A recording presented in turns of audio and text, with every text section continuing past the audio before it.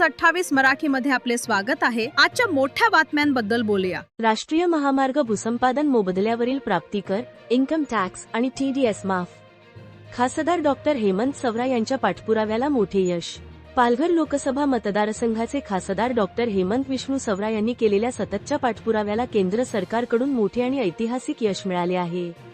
राष्ट्रीय महामार्ग कायद्याअंतर्गत संपादित केलेल्या जमिनीच्या मोबदल्यावर आता कोणताही प्राप्ती कर, इन्कम टॅक्स लागणार नाही, तसेच त्यातून कोणताही TDS कापला जाणार नाही, असा महत्त्वपूर्ण आणि दिलासादायक निर्णय रस्ते वाहतूक आणि महामार्ग मंत्रालयाने जाहीर केला आहे।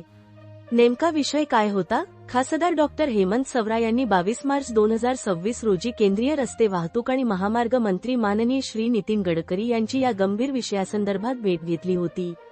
देशातील हजारो शेतकरी आणि भूधारकांच्या जमिनी मुंबई वडोदरा एक्सप्रेसवे सारख्या राष्ट्रीय महामार्गांसाठी सक्तीने संपादित केल्या जातात। मात्र RFCTLARR ऍक्ट 2013 नुसार मिळणाऱ्या मोबदल्याला प्राप्तिकरातून सूट असताना राष्ट्रीय महामार्ग कायदा 1956 अंतर्गत मिळणाऱ्या मोबदल्यावर कर आकारला जात होता।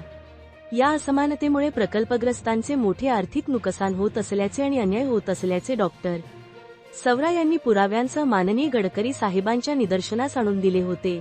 खासदार डॉक्टर हेमंत सवरा यांच्या या आग्रही मागणीची तत्काळ दखल घेत रस्ते वाहतूक आणि महामार्ग मंत्रालयाने 30 मार्च 2026 रोजी एक अधिकृत परिपत्रक सर्क्युलर नंबर 1/2026 जारी केले आहे। या नव्या आदेशानुसार राष्ट्रीय महामार्ग कायद्याअंतर्गत मिळालेला भूसंपादन मोबदला प्राप्तिकरातून इन्कम टॅक्स पूर्णपणे मुक्त करण्यात आला आहे। मोबदल्याच्या रकमेतून आता कोणताही TDS कापला जाणार नाही। या निर्णयाची तात्काळ अंमलबजावणी करण्याचे स्पष्ट निर्देश NHAI, NHIDCL आणि सर्व भूसंपादन अधिकाऱ्यांना CALA देण्यात आले आहेत। या महत्त्वपूर्ण निर्णयामुळे देशभरातील आणि विशेषतः पालघर जिल्ह्यातील हजारो शेतकरी, भूधारक व प्रकल्पग्रस्तांना मोठा आर्थिक दिलासा मिळाला आहे। शेतकरी आणि सर्वसामान्यांच्या घामाच्या पैशावर कर आकारला जाऊ नये, यासाठी आपण हा लढा उभारला होता। त्याला आज यश आले आहे। या जनहिताच्या निर्णयाबद्दल मी माननीय पंतप्रधान नरेंद्र मोदी आणि माननीय नितीन गडकरी साहेबांचे मनःपूर्वक आभार मानतो।